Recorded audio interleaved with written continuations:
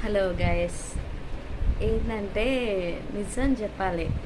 ఎక్కడన్నా మనం ప్రతిరోజు పనికి వెళ్తాం కదా.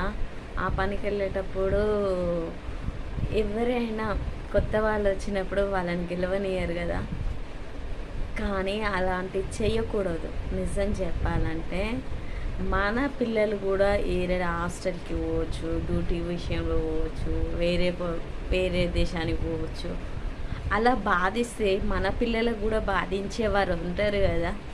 ఇప్పుడు గుర్తుపెట్టుకోండి గాయస్, నిజం చెప్తున్నా.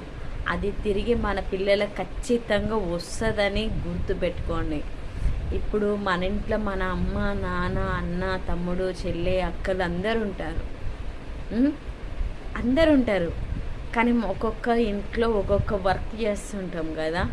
మరి మన అమ్మ నాన్నలాగా మన అన్నదమ్ముల్లాగా ఎందుకు చూడరు మీరు పని విషయంలో? అది నాకే కావాలి, నేనే చేసుకోవాలి, నేనే ఉండాలి, నేనే బలంగా సంపాదించుకోవాలి, నేనే డబ్బులు బాగా సంపాదించాలని ఎన్నడూ కలగనకండి. కానీ మన జీవితంలో చనిపోయేటప్పుడు